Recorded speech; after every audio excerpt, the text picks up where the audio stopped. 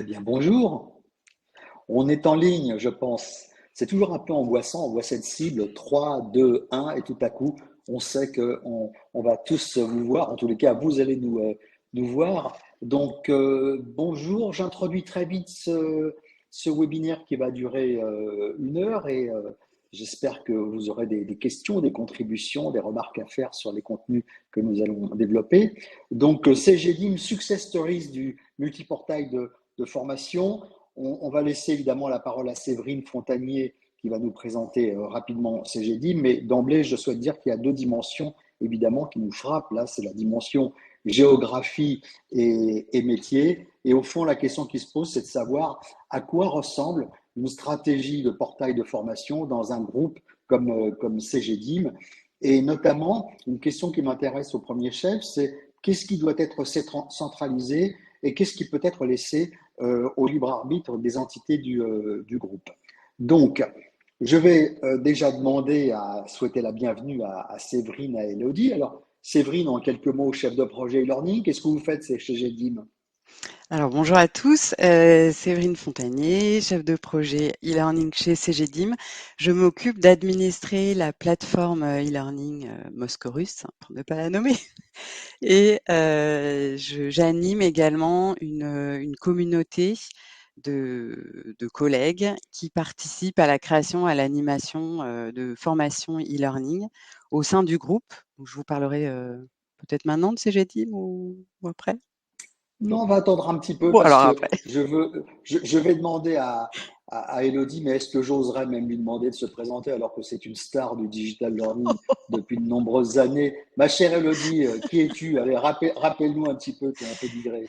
Madame Moss, comme on m'appelle familièrement, puisque je suis la fondatrice de la société et puis que ça fait quand même un paquet d'années que je sévis sur les marchés franco-suisses et que j'ai eu le plaisir aussi de connaître CGDIM tout au début et d'accompagner CGDIM. Maintenant, j'ai passé la main à d'autres personnes en interne, mais voilà. Donc CGDIM, c'est aussi un client cœur.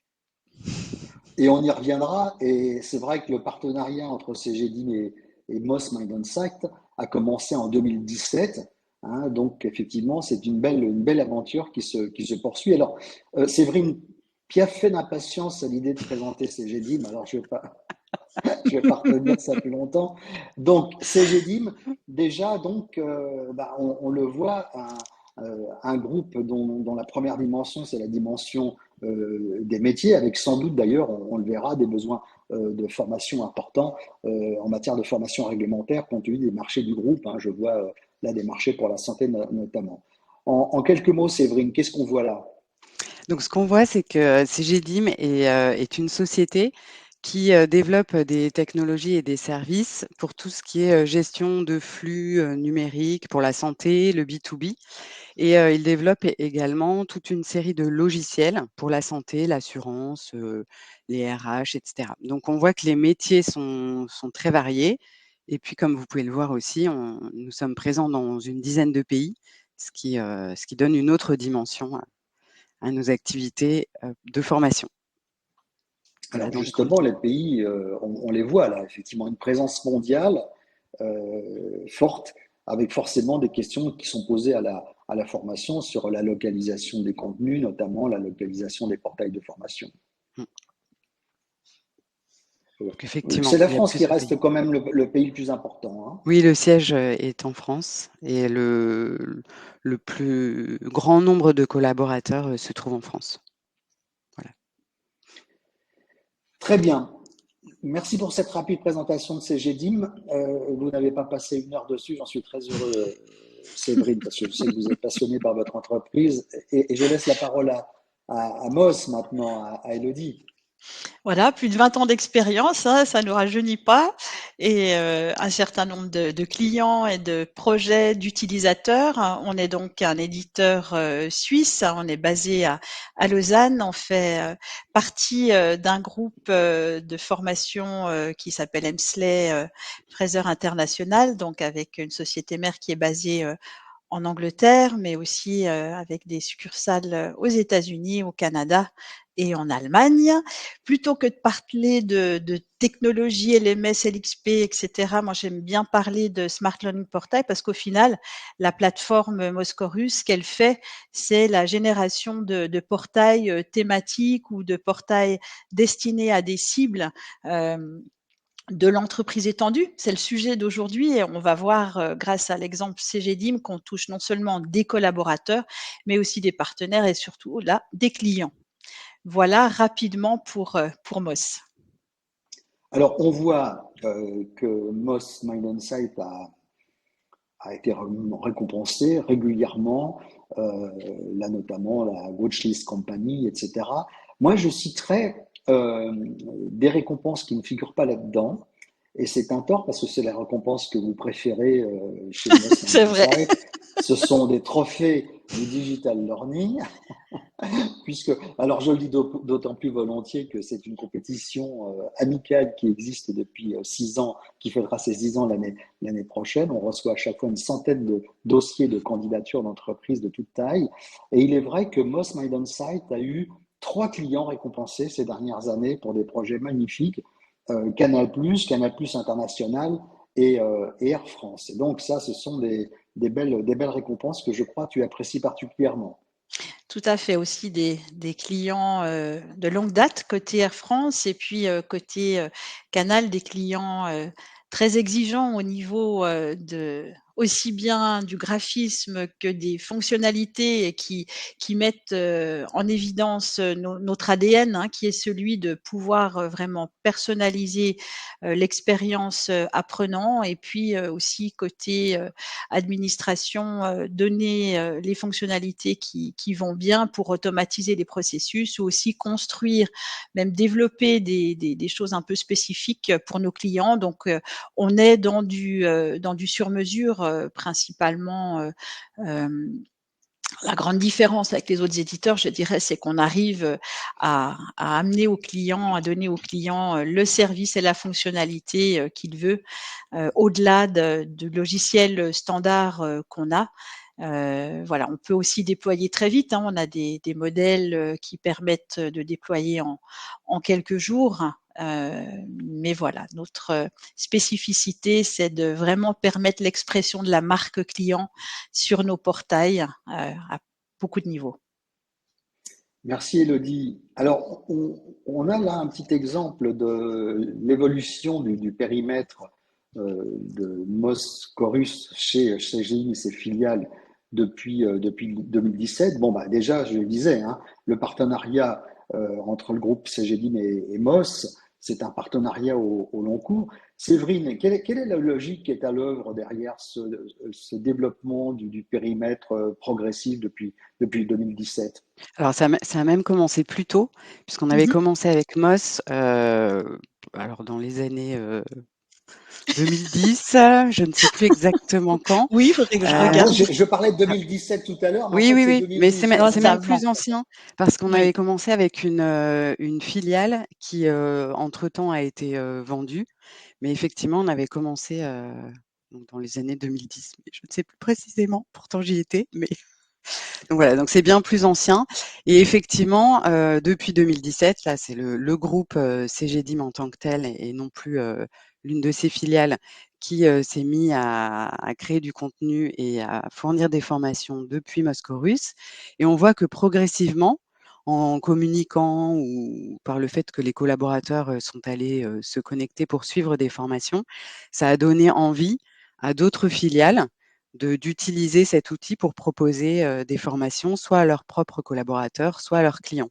Donc vous voyez progressivement, se sont greffées différentes sociétés. Donc on a mis un code couleur par type de société ou d'entité et progressivement, il y a de plus en plus de personnes qui utilisent la plateforme, aussi bien donc pour du contenu interne que pour, leurs clients, sous forme de contenu de formation ou des questionnaires, par exemple, de satisfaction à la fin de leur formation, présentielle et cetera. Donc voilà, ça s'est vraiment développé, au fil du temps. J'imagine, Elodie, qu'il est complexe de soutenir un tel partenariat dans la durée. Tu disais tout à l'heure, au départ, je m'occupais personnellement de ces GEDI, mais puis après, j'ai été amené à déléguer. Donc, comment est-ce que ça s'organise dans la durée? Ça demande une organisation particulière? Hem, Organisation particulière, il y a une vie, au niveau, je dirais ressources humaines, d'un côté et de l'autre, hein. On avait des contacts, au départ chez Cegedim qui maintenant sont toujours chez Cegedim, mais dans une autre, activité. Donc, on a aussi cette particularité, c'est de garder, quand même nos ressources, vives et actives, mais les vieux sont passés sur d'autres choses. Toi, Séverine, tu es plus jeune, donc, voilà, tu es restée, à bord. Et puis dans l'organisation, je pense que c'est aussi, ce qu'a démontré, là, Séverine, c'est que au départ, il y avait une entité, qui travaillait avec nous, qui a été, visible. C'était pour les clients, hein, d'ailleurs qu'on travaillait dès Oui. le départ. C'était pas pour les collaborateurs, on travaillait pour, des clients. Donc c'était sur la partie, logicielle et former les clients. Et dans ce contexte, là, c'est je dirais le succès a donné une certaine, visibilité, ce qui fait qu'à l'interne, ensuite on a pu, conquérir, de nouvelles entités, chez Cegedim. Et la je dirais justement le côté communication est pas toujours simple, hein. Souvent, on se rend compte dans les groupes qui ont assez d'entités que la communication, elle se fait pas forcément toujours bien. Nous aussi, on le vit chez Moss, donc on le voit, mais que c'est pas toujours simple. Mais quand on arrive finalement par le succès à démontrer, bien voilà, il y a de nouveaux projets qui se mettent en place. Et c'est être capable de notre côté de pouvoir aussi véhiculer qu'on ne fait pas uniquement cette spécificité-là de formation, mais qu'on peut arriver sur, de l'onboarding, pas uniquement pour des clients, mais aussi, pour l'interne et cetera. D'avoir, des portails qui seront des portails, aussi de communication avec les clients, que, démontrer parfois, qu'on peut avoir d'autres systèmes dans un groupe et que c'est OK, d'avoir plusieurs, systèmes, destinés à des pratiques, bien spécifiques. Donc c'est ça, hein, le Séverine, le plus, je trouve le plus compliqué, c'est d'expliquer, aux autres ce qu'on fait, de montrer. Et puis, je crois que on va en discuter plus tard, mais il y a aussi, des communautés de pratique qui se mettent en place. Et pour nous, ben, c'est de bien pouvoir servir les différents intérêts, du côté des clients, bien entendu avec nos chefs de projet. Mais en Alors, effet, il est temps. ah, Séverine? Non, allez-y, pardon, Séverine, je voulais pardon. juste parler de la communication. C'est quelque chose que l'on avait mis, en place il y a quelques années, mais il faudrait qu'on recommence, pour effectivement présenter les activités et les services, que nous pouvions, offrir à nos filiales. Parce que j'appartiens à la direction communication du groupe et dans ce cadre, notre équipe, crée, différents, sites internet ou les intranets pour les différentes, entités du groupe et donc j'avais participé à une réunion pour, présenter, justement la plateforme, ce qu'on pouvait y faire, le fait que en cas d'absence de ressources en interne, je pouvais aussi intervenir pour créer du contenu de formation et cetera. Donc effectivement, il y avait un travail de communication, au tout début du lancement de Moz pour que les gens, puissent savoir que la plateforme existait et qu'ils pouvaient s'en servir. Et ce n'est pas indifférent que vous apparteniez à la direction de la communication, ça a des conséquences qu'on verra un petit peu plus loin. On va lancer un sondage maintenant. Alors, il y a une personne que vous ne voyez pas, mais qui est essentielle. Elle s'appelle Marion Garnier. C'est, c'est elle qui rend possible techniquement ce webinaire et c'est elle qui est à la manœuvre pour lancer des sondages. Voilà. Donc, quels sont les principaux facteurs de réussite d'un projet de digital learning? Vous pouvez sélectionner deux réponses. Eh bien, je vais aussi voter et difficile parce que les réponses, les items sont tous pertinents. On voit quand même qu'on est assez convergents pour l'ensemble des participants sur les réponses, hein. Donc vous pouvez cliquer sur sondage aussi pour voir les résultats en réel, Oui, en temps réel. sur le petit onglet. Oui. Ouais, le petit Merci onglet pour en cette bas. précision, Elodie, et je pense que Marion aussi a informé notre audience que vous pouviez contribuer, encore une fois, via le chat ou poser des questions grâce à ces petits outils qui sont proposés par la plateforme. Alors, on va encore se laisser une dizaine de secondes. Bon, il y a déjà 21 votes. Allez, on va s'arrêter ici. Alors, ce qui apparaît en première position, c'est la gouvernance.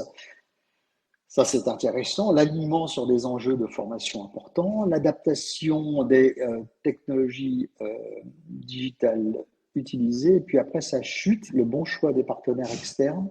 Quant au budget, il semblerait qu'on n'ait pas de problème de budget dans le monde du digital learning Oh, aujourd'hui. bah, je veux C'est pas bien tout à tous fait ce ceux que qui n'ont pas de problème de budget, parce qu'on peut faire des c'est pas belles tout à fait choses. ce que j'entends quand je navigue dans les entreprises, mais tant mieux. Élodie, ton commentaire.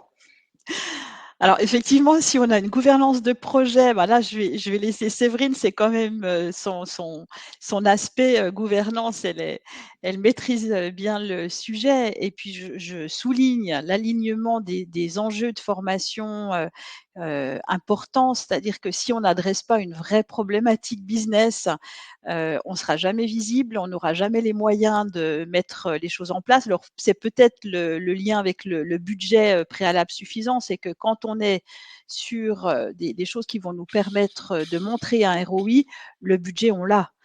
C'est peut-être pour ça que voilà, on est là-dessus. Après, sur la partie Alors adaptation justement, des technologies digitales utilisées, c'est vrai que pour les clients, de devoir rentrer dans un moule d'un éditeur et ne pas pouvoir sortir des cases, c'est très frustrant. Tant qu'on est, alors je m'appelle Élodie Primo, mais ça me fait rire quand je dis quand on est primo-accédant, je fais toujours ma référence avec l'immobilier. Quand c'est son premier achat de plateforme, on veut quelque chose qui soit simple, facile, etc. Et puis, quand on a passé les 3 ans de contrat, ben, pendant ces 3 ans, on expérimente et on voit les limitations des outils. Et c'est là où on devient plus exigeant en termes de fonctionnalité, où on a des besoins qui ont évolué. Donc voilà, l'adaptation, c'est l'éditeur qui doit s'adapter et pas le contraire de notre position, mais c'est un parti pris. Puis choisir des bons partenaires, bon, c'est quand même, dans la réussite, c'est aussi important, mais les gens, je pense, font des appels d'offres, suffisamment, éclairés par des sociétés, comme Fefor pour pouvoir faire le bon choix, donc peut-être un peu moins. Voilà pour mes commentaires sur les réponses. votre commentaire, Séverine, sur la gestion du projet, et notamment, est-ce que vous, par exemple, vous avez suivi une formation de gestion de projet, ou bien est-ce que la gestion de projet, on l'apprend sur le tas? Quel est votre commentaire par rapport Alors, à cette j'ai poids j'ai que pèse la gestion de longtemps, projet? j'ai longtemps appris sur le tas et récemment, j'ai quand même demandé une formation de gestion de projet parce qu'effectivement, on est souvent au départ formé par nos pairs, mais d'avoir un peu de méthodologie aussi, de savoir utiliser les bons termes, les bonnes méthodes, ça peut quand même aider. Mais effectivement, quand on est entouré aussi avec des collègues, alors j'ai longtemps travaillé assez seule, mais par contre pour créer les contenus, je suis toujours en lien avec les experts métiers ou les commanditaires, et c'est vrai que ça permet effectivement de savoir où l'on va et de bien répondre aux objectifs de formation qui nous sont demandés. Donc effectivement, gestion de projet très importante, et également l'alignement sur les enjeux de formation. Dernièrement, alors ce sont les enjeux de formation, mais aussi être aligné sur les attentes des personnes formées, des collaborateurs. Et dernièrement, mon alternante a créé un module de sécurité incendie, et finalement, on a remarqué que c'était le module qui avait été le plus suivi, le plus rapidement, et je pense que ça correspondait vraiment à des attentes où les gens se sentaient vraiment concernés, alors que des modules plus juridiques, il faut prendre son bâton de pèlerin et essayer de motiver un peu plus les gens. Donc il y a des sujets qui sont plus moteurs et motivants pour les apprenants. Voilà. Merci pour ces commentaires, Ouais. Séverine. On a retenu plusieurs thèmes autour de la success story CGD, mais je voudrais qu'on passe au premier thème qui est, vous en parliez tout à l'heure d'ailleurs, vous disiez je suis responsable d'une communauté, ce qu'on a appelé une communauté à géométrie variable. Bon, très concrètement, donc on sait que le groupe CGD est constitué de nombreuses entités à l'international qui peuvent exercer des métiers différents. Donc la question c'est est-ce qu'il existe un réseau formation, de responsables formation, de correspondants formation, etc., une véritable communauté? Est-ce qu'il y a d'autres types de communautés qui se sont greffées autour de ce projet de formation? Oui. Alors en effet, CGDIM est une société qui comporte beaucoup de filiales et différentes entités, qui travaillent de manière, vraiment indépendante, autonome. Donc on n'a pas toujours le contact avec, tous les intervenants et c'est vrai qu'au départ, je me sentais un peu seule, au niveau de la formation. Et je me suis rendu compte qu'il y avait d'autres personnes, qui travaillaient sur le même sujet et petit à petit, grâce à MOS, parce que le point de départ, c'était vraiment une sorte de communauté d'utilisateurs MOS, on a commencé à se regrouper, on a appelé ça, communauté e-learning. Donc tous les mois, nous organisons une petite rencontre, alors, via Zoom, hein, puisqu'il y a des gens, un peu partout en France, en Roumanie, parfois aussi, en Angleterre et nous allons, partager nos réussites, nos difficultés. Enfin, chacun présente un peu, ce sur quoi il travaille. On a pu se donner des conseils en matière d'outils, ou comment, j'ai animé aussi des ateliers sur l'utilisation de MOS pour essayer de faire au mieux, en fonction des besoins de chacun. Donc quand ils voulaient mettre en place, tel type de formation, on pouvait voir comment le faire et cetera. Donc vraiment échange de bonnes pratiques et puis, inspiration puisqu'en voyant ce que font les autres, ça nous donne beaucoup d'idées. Donc au départ, c'était vraiment, la communauté des utilisateurs MOS et au fur et à mesure sont venus se greffer des personnes qui, d'autres services formation qui n'utilisaient pas forcément MOS, mais, dont les sujets, qui se sentaient concernés par, les sujets que nous abordions aussi puisque de temps en temps, on pouvait parler aussi pédagogie ou pas uniquement de formation à distance. Donc voilà. Alors c'est vrai qu'il y a un noyau de personnes, très, très actives, sont souvent les mêmes et je vois qu'il y en a certaines qui sont connectées aujourd'hui d'ailleurs au webinaire, et puis d'autres personnes Bienvenue. elles se reconnaîtront et puis de temps en temps, voilà, telle ou telle personne peut nous partager, sans forcément utiliser MOS, peut nous partager, son expérience et voilà, c'est intéressant. On a même mis en place aussi, depuis quelque temps des rencontres alors avec d'autres clients MOS pour partager, nos expériences et à terme, voilà, on voudrait essayer aussi de le faire avec des personnes qui n'utiliseraient pas forcément la même plateforme que nous pour voir aussi, élargir un peu, voir ce que font les autres en matière de Élodie, formation à distance. j'imagine que Moss nourrit les réflexions de cette communauté en apportant des éléments de méthodologie, d'évolution de la plateforme, etc. Vous êtes partie prenante de cette communauté, j'imagine. Oui, et pour revenir sur la partie projet, on a une méthodo projet, qui est bien, structurante aussi et qui permet, et en amont, aussi dans les cahiers des charges, on aide les clients à donner, au niveau du cahier des charges, les éléments importants et à les orienter sur les bonnes réflexions. Et côté, communauté, ben, demain, on a un MOS Club, client, digital là qui est 100 en ligne et on a d'ailleurs, organisé sur, la demande de Séverine, de l'année dernière où on a fêté nos 20 ans avec un peu de retard à cause de la situation mondiale, du speed dating. Donc on va innover, justement pour organiser les rencontres, clients. Donc elles se font en présentiel, 1 année sur 2 2 à Lausanne. Donc il y a ces communautés-là, et puis on a aussi un centre de ressources sur lequel les clients peuvent trouver des ressources et communiquer. Mais on va encore élargir les paramètres de communication possibles, hein, parce que c'est une demande effectivement de faire des retours d'expérience. Et puis pour venir sur échanger avec d'autres, on aime bien les trophées du digital learning parce qu'on voit nos clients exposer sur leurs bonnes pratiques et leurs bons résultats, mais voilà, ça permet aussi effectivement d'élargir le cercle. Donc lors de ce type de rencontres, c'est vraiment formateur et sympathique aussi, évidemment. Séverine, pour revenir à cette question de la gouvernance de projet qui décidément préoccupe notre audience aussi, euh, quelle est la gouvernance au fond chez vous? J'entends par là, est-ce qu'il existe une direction formation centrale, des directions de formation locales par métier, par géographie, etc.? Est-ce qu'il y a des instances de réunion? Comment se prennent les décisions dans le réseau formation, je dirais? Alors, il n'y a pas il y a donc un service au sein de la RH qui va s'occuper des formations comme tout service de RH, mais il n'y a pas vraiment de département formation au niveau du groupe.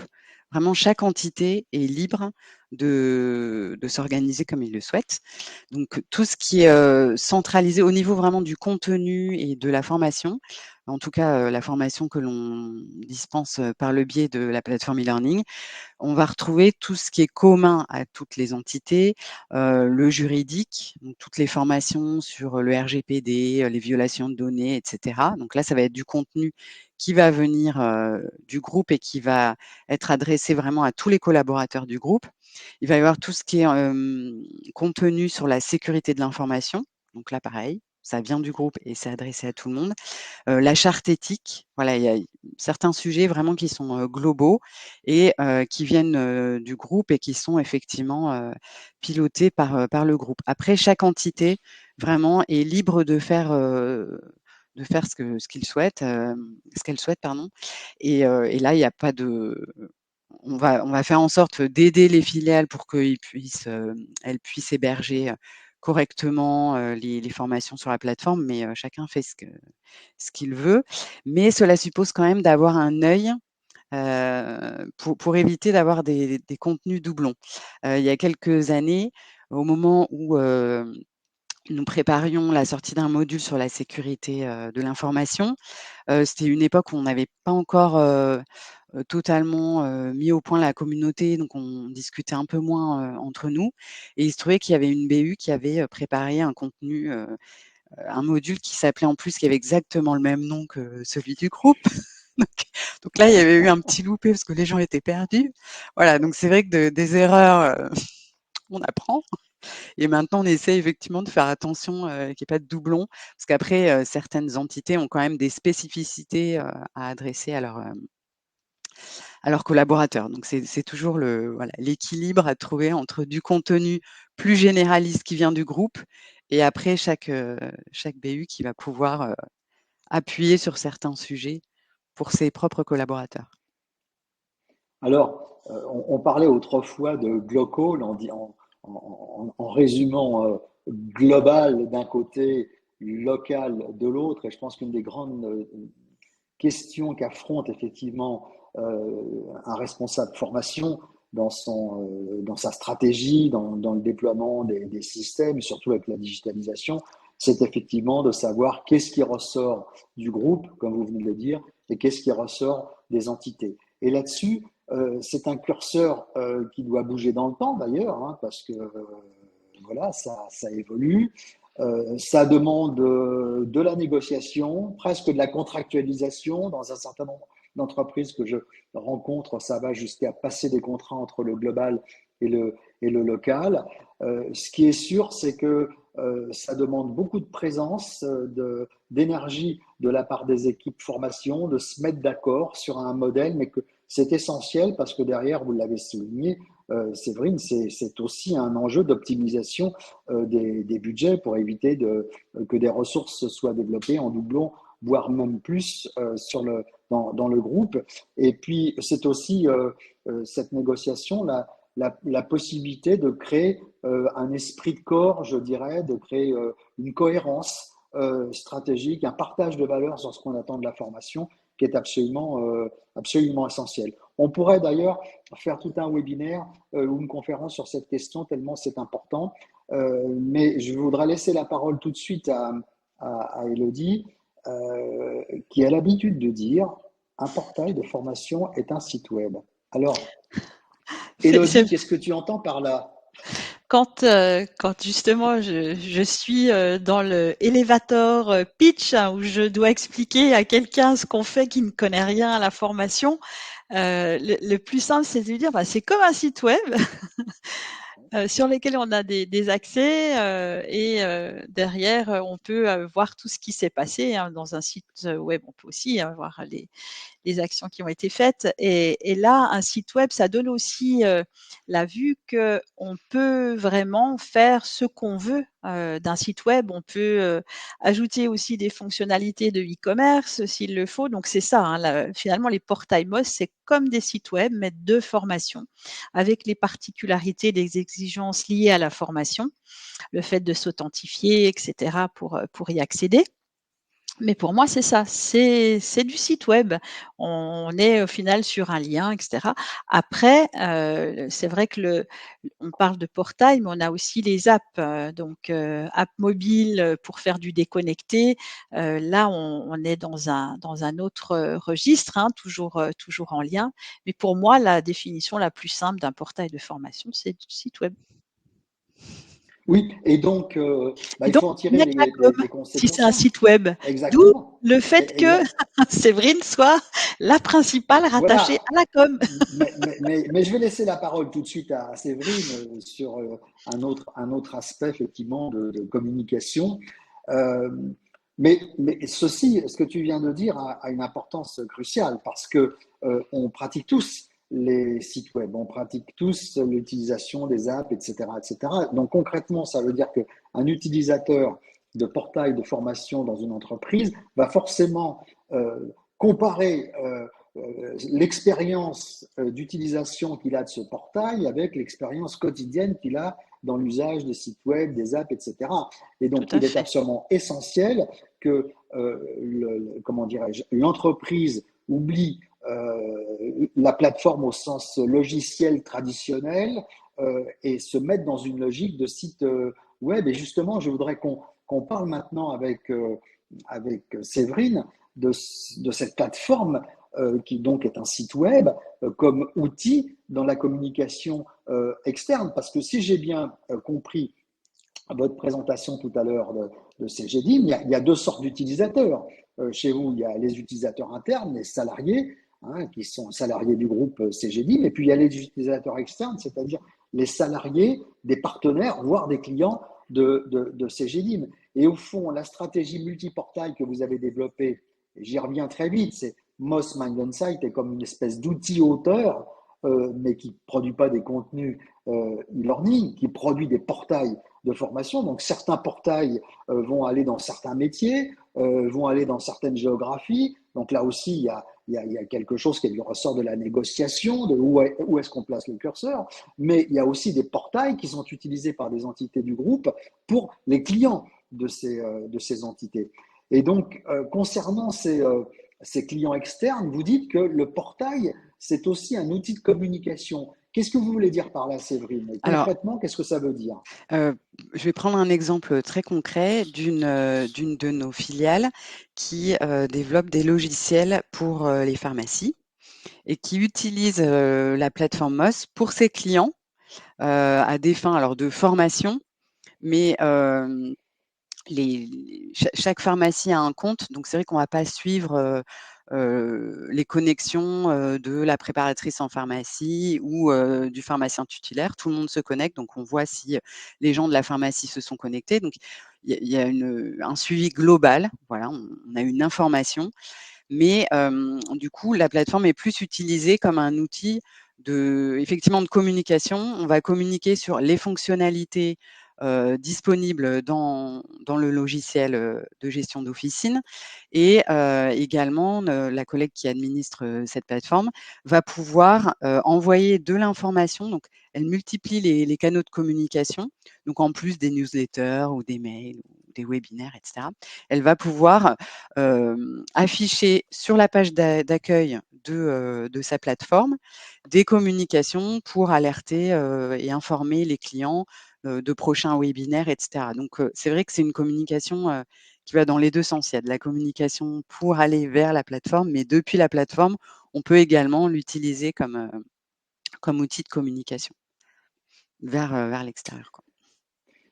Je ne résiste pas évidemment au plaisir de rappeler que Moss Mind Insight s'est notamment fortement spécialisé dans la création de portails de formation à destination de grandes marques, et on pourra citer de nombreux exemples. Et là, on est carrément dans le champ, Élodie, de ce qu'on appelle l'extended learning, c'est-à-dire la formation étendue, c'est-à-dire la formation non pas pour les collaborateurs de l'entreprise, mais pour les collaborateurs des partenaires de l'entreprise. C'est une des spécialités, n'est-ce pas, de vos Smart Learning Portals, en fait. C'est juste, hein, et le lien avec la communication, c'est qu'un client, il a le site web de la marque, qui était son point d'ancrage, peut-être celui où il va aller accéder, à ces différents environnements, dont celui de la formation. Donc il faut qu'il y ait, je dirais, une unité et que ça soit complètement transparent et qu'il ait pas l'impression tout d'un coup d'arriver sur, de nouveau un outil tiers, donc voilà, ça au niveau, communication et image, hein, c'est l'aspect, important.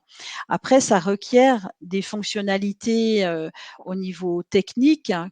Lorsqu'une plateforme, on va gérer le multisite, hein, donc dans le multisite, ça nous permet d'avoir peut-être un site pour les collaborateurs, un site pour les clients, un site pour les partenaires. Donc on peut avoir une charte graphique, totalement différente, des fonctionnalités totalement différentes, mais surtout aussi c'est la connexion. Les datas sont importantes de nos jours, hein, c'est le mot quand on parle d'intelligence artificielle, c'est de la data, dans la plateforme, c'est, connecter, avoir des utilisateurs dans la base, c'est le prérequis, et donc les utilisateurs, ils peuvent provenir d'un SIRH pour la partie collaborateur. Donc un site va, je dirais, prendre les flux d'utilisateurs à inscrire, depuis un SIRH, et pour la partie client, bah, c'est un CRM qui va lui, nous donner, les informations, les inscriptions, et cetera, et on doit aussi renvoyer, le suivi important pour, gérer au niveau global, que ça soit des collaborateurs. Après, peut-être qu'au niveau des clients, on a une tendance à les laisser, un peu plus libres, mais c'est aussi intéressant de voir si les clients se forment ou pas sur les logiciels, donc de pouvoir peut-être, revenir vers eux. Donc en termes de, je dirais, de communication interne après avec, ou les collaborateurs ou les clients, la plateforme, elle joue un rôle, essentiel. Est-ce que tu ne crois pas qu'il est temps de lancer un autre sondage? Ah oui, réveillons notre audience. Alors, ce sondage, quel est-il maintenant? Marion est toujours là, donc il n'y a pas de souci, il a bien été lancé. Quelles sont les principales contributions attendues de la formation dans votre entreprise? Vous pouvez sélectionner jusqu'à 3 réponses. Donc, le service de la performance opérationnelle au jour le jour, la conformité de l'entreprise à diverses réglementations, le développement et la fidélisation des collaborateurs, la mobilité interne du personnel, la préparation de l'entreprise à ses prochains défis, l'accompagnement de la transition environnementale et l'accompagnement de la transition numérique. Voilà, donc, Alors j'ai euh, perdu donc, le sondage. donc, donc, euh, Alors on va est-ce qu'il y répondre. a quelque chose qui se dessine? Je vois les résultats en temps réel.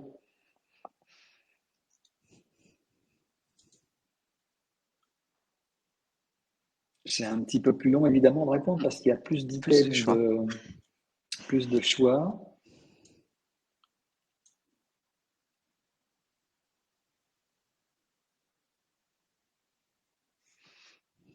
Intéressant ça.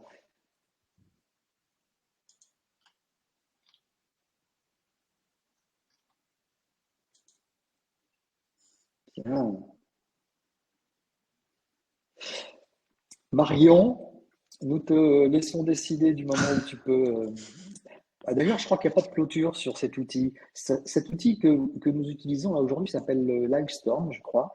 C'est ça. Et contrairement, par exemple, à ce qu'on trouve sur GoToWebinar ou d'autres parfois, il n'y a pas de clôture du sondage. Mais voilà, le résultat, le résultat, je ne sais pas s'il va s'afficher, mais en tous les cas, moi, je l'ai sous les yeux dans l'onglet sondage et je vois, mais ça, il n'y a rien d'étonnant, c'est systématiquement la réponse numéro un, le service de la performance opérationnelle au jour le jour.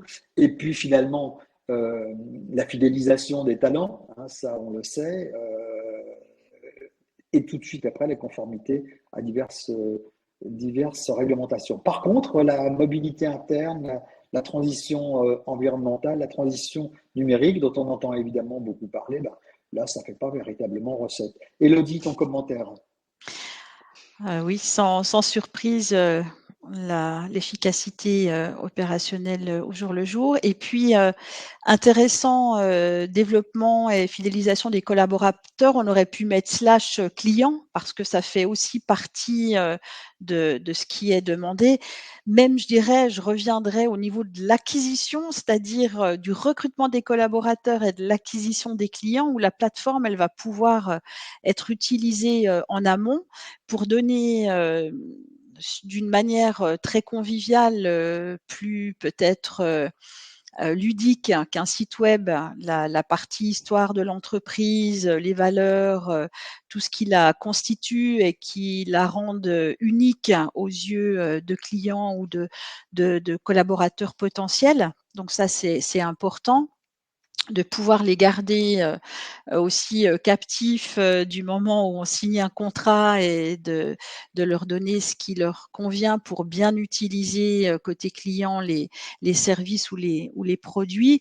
Et puis côté collaborateur, ben, c'est vrai que la formation, c'est ce qui est côté employabilité, un des facteurs importants, et de se sentir bien dans l'entreprise, c'est se sentir aussi concernés, d'avoir ce qu'il nous faut pour bien travailler, d'être à l'aise, et ça passe par une plateforme de formation. Ça c'est clé effectivement.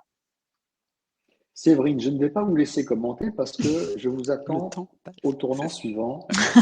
Hein. J'aimerais vous entendre sur l'autonomie des entités. C'est-à-dire, au fond, concrètement, qu'est-ce qui peut être mutualisé en matière de plateforme, de portail, de contenu, etc., dans le digital learning du groupe CGDIM. Et puis, la question qui va naturellement avec, c'est quelle est la limite quelles sont les limites de la mutualisation? Oui.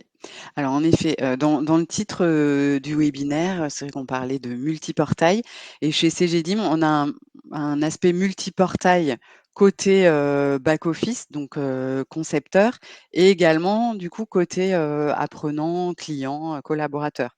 Donc côté, pour tout ce qui est, gestion de projet, création de contenu et cetera, on a une trentaine de sites. Alors chez Moss, on appelle ça des sites, mais qui vont nous permettre de vraiment cloisonner le contenu, aussi bien le contenu que les utilisateurs qui vont être concernés par tel ou tel contenu, justement pour répondre à l'autonomie de chacune des entités de CGDIM, mais également aux problèmes de sécurité, de RGPD, où comme ça on limite l'accès aux données, aux différentes personnes en fonction des droits auxquels elles ont accès. Donc effectivement, on a énormément de sites chez Moss, et c'est l'intérêt de cette plateforme, c'est de pouvoir vraiment bien cloisonner, tout en permettant également de faire passer, enfin je schématise, hein, mais d'aller récupérer du contenu d'un site vers un autre pour pouvoir le partager. Si on reprend l'exemple tout à l'heure que je vous citais pour pour la filiale SmartRx qui commercialise des logiciels, enfin qui développe et commercialise des logiciels pour les pharmacies. Et, cette société va avoir un site pour ses clients sur lequel des tutoriels vont être mis en ligne, et un site pour ses collaborateurs sur lequel on va retrouver ces mêmes tutoriels, mais également des quiz pour valider la connaissance des collaborateurs sur les différents produits. Côté collaborateur de Cegedim, ce sera transparent quand il se connectera sur cette plateforme. Il verra aussi bien les contenus du groupe que les contenus tutoriels, que les quiz. Et pour les clients de SmartRx, quand les clients vont se connecter sur leur plateforme, ils auront un environnement totalement différent. Je crois qu'on a mis des copies d'écran justement juste À la après. fin, ouais. Oui, pour montrer que leur environnement est différent. Ils n'ont accès qu'aux tutoriels qui sont classés d'une certaine manière et les choses sont comme ça présentées différemment pour les collaborateurs et pour les clients, mais il y a une base commune de contenu. Voilà, merci Michel. Donc vous voyez à Donc gauche effectivement. le look de la plateforme Cegedim. Donc j'aime beaucoup le orange et ça se voit. Et à droite, une plateforme plus sobre qui correspond plus aux clients de SmartRx. Donc voilà. Où il y a peu de L'orange, c'est une contenu. couleur que j'aime beaucoup aussi. Merci. C'est Oui, dynamique donc l'orange. effectivement, là, si je comprends bien, on voit bien deux interfaces, deux expériences d'utilisation différentes selon que on est collaborateur, salarié du groupe CGDIM ou qu'on est, comment dirais-je, client finalement d'une des filiales de CGDIM. Et ça se traduit bien dans des expériences d'utilisation, des interfaces différentes. Peut-être un commentaire. Qu'est-ce qui assure, Elodie, la cohérence générale de l'architecture LMS? Parce que on pourrait se dire que la multiplication des portails de formation, c'est au détriment de la lisibilité d'ensemble. Quel est ton conseil là-dessus? Comment ça fonctionne? Tu as parlé de la data, évidemment. La data, c'est en quelque sorte la base de la plateforme, donc elle existe. J'imagine que les bases de données qui sont derrière, etc., sont structurées, mutualisées pour partie haute. Mais d'une façon générale, quel est ton conseil là-dessus?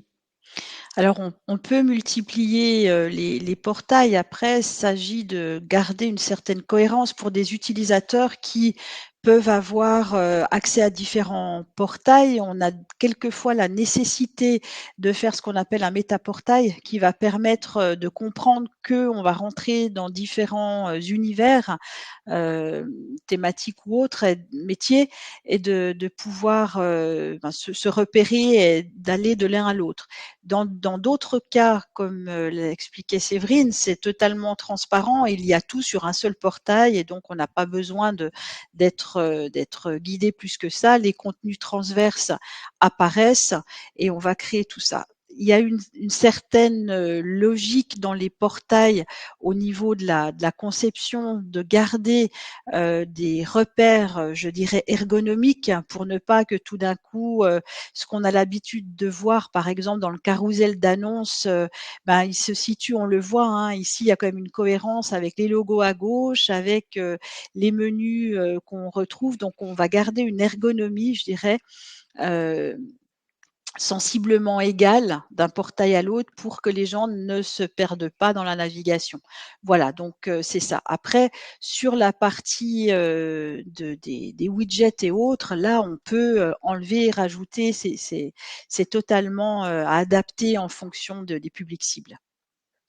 Mais en effet, au tout début, nous avions choisi d'avoir une plateforme, mais avec deux pages différentes. Une page pour les contenus groupes et pour ceux qui appartenaient à une entité qui mettait à disposition son propre contenu, un accès, donc on basculait sur une autre page avec le contenu de la filiale. Et on s'est rendu compte que les utilisateurs étaient totalement perdus, d'où le choix après de revenir sur un accès simple où c'était transparent pour l'utilisateur. On a juste mis un petit tampon sur les vignettes des formations groupes pour qu'ils sachent qu'il s'agissait de formations groupes et que les autres étaient des formations propres à leur entité.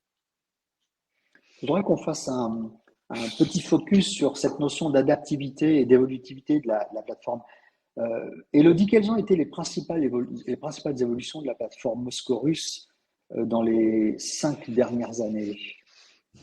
Je n'avais pas prévu de te poser cette question, mais Oui, j'aime bien il y en a eu, moi, alors là, improviser. là, je suis en train de voir tout ce qu'on a développé pour me dire Bon, ben, prends les grands qu'est-ce qu'on va blocs, ramener. les grands blocs. Les grands blocs sur lesquels on a travaillé, on a eu notamment les aspects sécurité, hein, parce que ça, c'est actuellement le sujet avec la RGPD sur lesquels, au niveau de l'authentification de tous ces aspects-là, donc ça a été une grosse brique au niveau de la plateforme. On a beaucoup travaillé sur la notion de blended learning. On a commencé au départ en étant une plateforme de e-learning enfin, on faisait que du e-learning à la base, et puis il y avait les SIRH qui administraient le présentiel d'un côté, et puis il y avait nous avec notre e-learning de l'autre côté. Et les plateformes évoluent parce que c'est le blended learning. Donc on a effectivement intégré des nouvelles modalités présentielles, coaching. Maintenant, on parle aussi d'AFEST, FEST, formation en situation de travail, au niveau des classes virtuelles. Donc, ça a été d'intégrer la possibilité d'avoir des liens vers des classes virtuelles, mais aussi de faire des intégrations plus poussées avec d'autres outils comme Global et Teams, où l'administration est simplifiée. Tout se fait dans MOS, qui ouvre les classes, fait le job administratif, et dans la classe virtuelle, qui fait son job de savoir qui était là, etc., de nous renvoyer des infos. Ça a été beaucoup aussi de s'ouvrir dans l'écosystème, parce que qui dit entreprise étendue dit connexion à différents outils, systèmes informatiques en tout genre, de pouvoir aussi un gros travail qui se fait sur la data, le reporting, de pouvoir générer du reporting en standard, mais comme Moz a la particularité de pouvoir avoir des champs de profil utilisateur avec beaucoup de données qui nous permettent de savoir par région, d'intégrer de la gestion de compétences aussi. Ça a été un des sujets, des référentiels, et de pouvoir faire le lien. Donc, je dirais qu'on arrive dans une notion de TMS Light, de Training Management System Light aussi. Ça a été notre évolution. Et de par notre maison mère, qui est un organisme de formation, voilà, on est aussi tiré là-dessus. Et pour l'entreprise étendue, c'est aussi le e-commerce. Donc, on va développer des choses de plus en plus on va dire poussées en e-commerce pour pouvoir vendre ces formations, parce que c'est aussi, quand on parle d'entreprise étendue, c'est générer du revenu avec la plateforme en vendant de la formation aux clients ou aux Bref, partenaires sur des franchises. les équipes développement n'ont pas perdu leur temps, c'est le moins qu'on puisse Ah ben non, on dire. est bien occupé. Et alors, c'est vrai, bon, bah, j'imagine que après le jeu pour vous, c'est de savoir qu'est-ce que vous choisissez parmi toutes les possibilités d'évolution, d'implémenter, parce qu'il faut évidemment, et c'est ça l'adaptativité de la plateforme, il faut que la plateforme soit finalement au rythme de votre propre stratégie de formation, qu'elle soit pas trop en avance, pas en retard non plus. Et donc, ma question, ce serait, on entend beaucoup parler dans les tendances souvent citées de la gamification, et je sais évidemment que Moz Chorus est une plateforme qui est très en avance là-dessus, mais aussi de l'intelligence artificielle générative. On pense évidemment à cet outil emblématique de ChatGPT. Quelles sont les tendances les plus prometteuses pour le groupe CGDIM en matière de formation, parmi celles que j'ai citées ou d'autres auxquelles vous pourriez penser? Alors, on a commencé la gamification. Alors déjà simplement par l'utilisation de badges, mais on a vu que ça prenait bien, puisque c'est une possibilité offerte par Moz.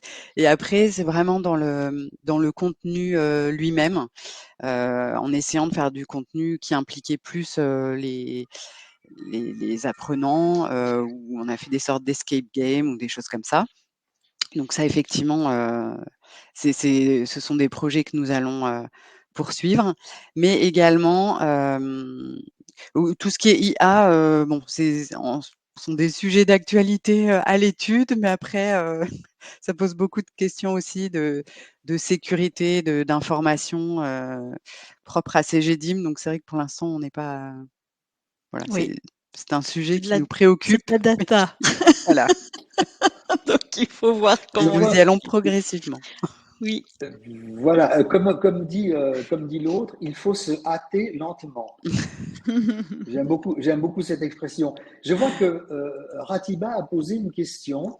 à laquelle Elodie va sans doute pouvoir répondre. Oui. Tu en as déjà un petit peu parlé avec l'aspect Training Management System Lite. Est-ce que la plateforme permet de gérer les aspects administratifs, logistiques d'inscription, de présence, etc.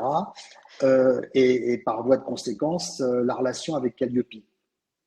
Tout à fait dans le sens, aspect administratif. Donc on va gérer, la partie, bien entendu, création du catalogue et les inscriptions qui peuvent être libres ou conditionnées à des validations. Les formateurs ont, par leur portail aussi traîneur qui leur permet de valider les présences pour les présentiels, d'ajouter des annotations, etc.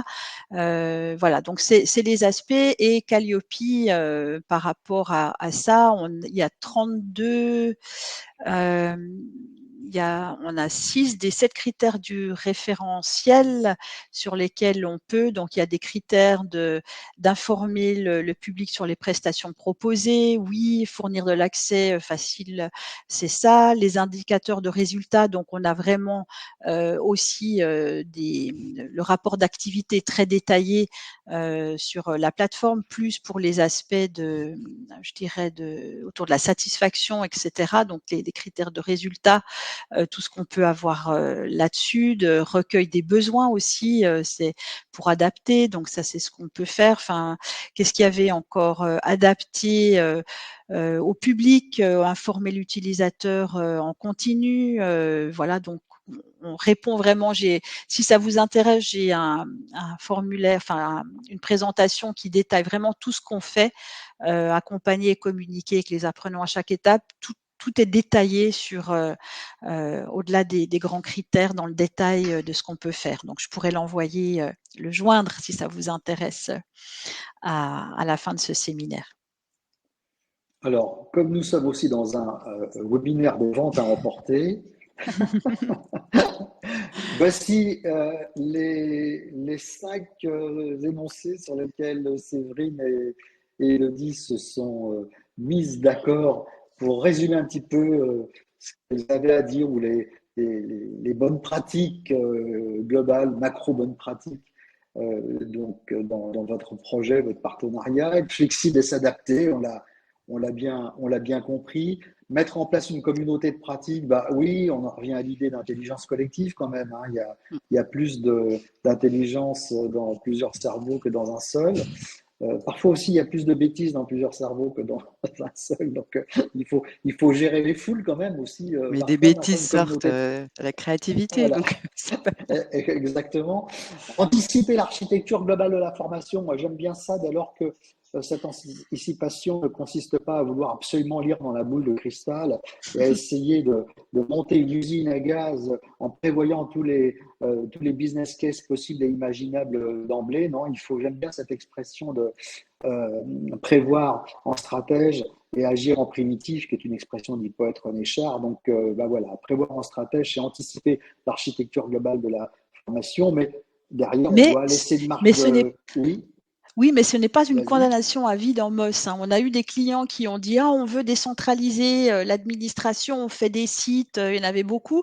Puis tout d'un coup, ils se sont rendus compte que, bah, la décentralisation, les gens faisaient pas tant que ça, qu'ils pouvaient tout regrouper en un et hop, on a tout, regroupé. Donc voilà, ça peut vous pouvez changer d'avis en cours de Voilà. route. Et grâce à Moss, on n'est pas cantonné dans quelque chose parce que, comme dit l'autre aussi, il n'y a que les imbéciles qui ne changent pas d'avis. Et heureusement, Moss est un outil d'intelligence de ce point de vue-là. Et puis, la construction d'un partenariat dans la durée avec l'éditeur, enfin là, je pense que tout ce qui vient d'être dit est probant en la matière. Donc, c'est le moment de vous remercier. Il y a eu peu de questions, mais c'est parce que l'exposé était absolument clair et limpide, donc tout va bien. Et puis, vous allez pouvoir poursuivre la conversation, j'imagine. Donc, Séverine a eu la gentillesse de laisser son email. Donc, si vous voulez des conseils de Séverine, ils seront gratuits. Elle ne déclenchera pas le chronomètre, je vous promets, elle fera ça. Elle sera heureuse de le faire. S'il n'y a quand même pas des demandes toutes les demi-heures. Hein. oui, oui, bien Et sûr. puis, Et Elodie a laissé aussi son mail, et puis vous pouvez suivre l'actualité de Moss Minded Site sur différents réseaux sociaux. Notamment Il LinkedIn. m'appartient maintenant. Voilà, je vous remercie vivement, Séverine et Elodie, de vous être prêtées à ce jeu. Ça fait 1 heure pile qu'on est en ligne. Merci à l'audience de nous avoir supportés pendant ce temps. J'espère que vous avez été intéressés par le contenu de l'exposé. Je sais aussi que vous aurez multiples occasions de revoir Moss notamment. Donc, n'hésitez pas à poursuivre la conversation là-dessus. Et merci à vous deux et merci à l'audience. Et à une prochaine fois. Merci Bonne Michel journée, merci. pour cette animation. Et Séverine, au revoir. À bientôt. Au revoir, Au bonne journée. revoir.